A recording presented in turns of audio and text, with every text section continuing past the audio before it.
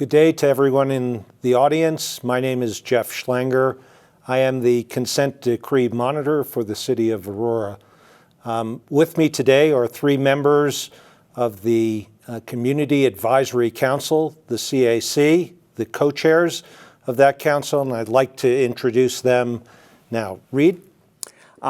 So my name is Reed Heddick, and I am a pastor of Mosaic Church of Aurora and the chair of Aurora's Key Community Response Team.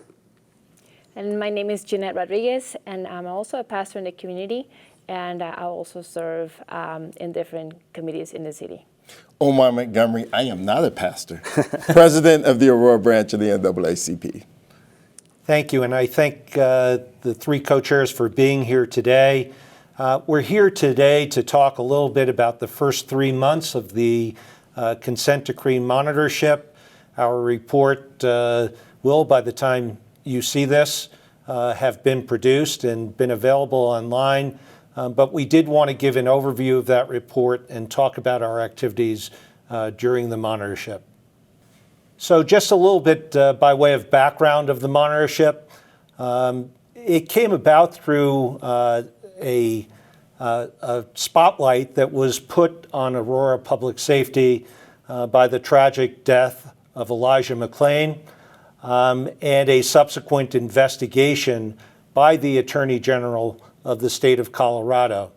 The Attorney General issued an investigative report which ultimately led to litigation with the city, which was immediately settled by the entry of a consent decree in which the city and the Attorney General agreed that the city would undertake various reforms in regard to public safety in the city of Aurora.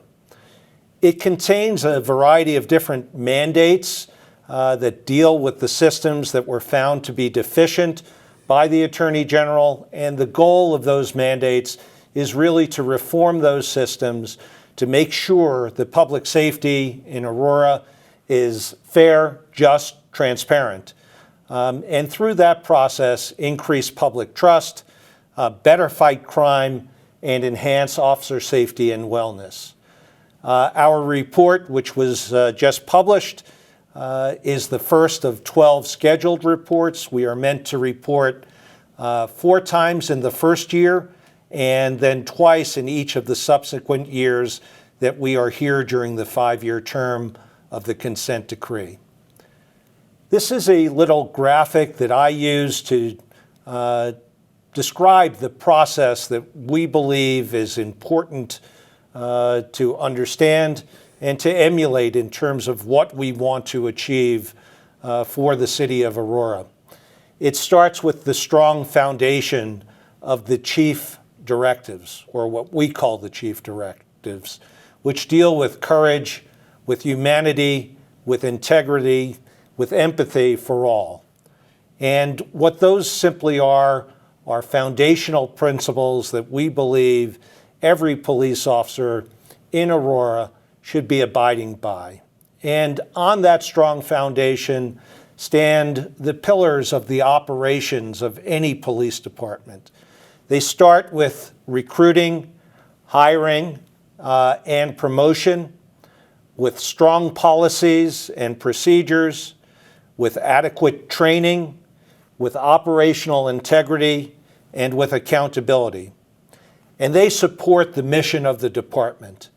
And that is really to create a public safety system which fosters a safe and equitable environment for the community and its officers through policing that is fair, just, transparent, and accountable. When we have those items working together, we increase public trust, we enhance public safety, and we enhance officer wellness and officer safety. A little bit about what the Independent Consent Decree Monitor is all about. Our job, we talked about the reforms that are laid out in the consent decree. Our job is to make sure that the reforms which the city has promised to undertake are in fact undertaken and are in fact completed. Essentially, what we provide is integrity assurance to the process, making sure that what should get done by agreement of the parties is in fact getting done. This is done through a process that we have tested with time in other jurisdictions. We have developed what is called the methodologies to aid in the determination of compliance, the MADCs. We did that through collaboration with the city and all of its stakeholders.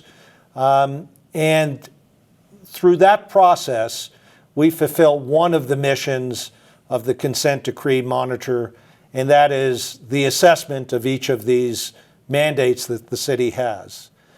The other aspect of what we need to do is to provide technical assistance to the city, and we do that when the city asks us to do that in each of the various areas which we will go into in a moment.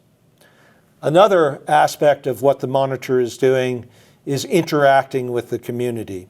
And we are doing that through a number of different ways. We have established a website, auroramonitor.org, which we urge everyone to visit.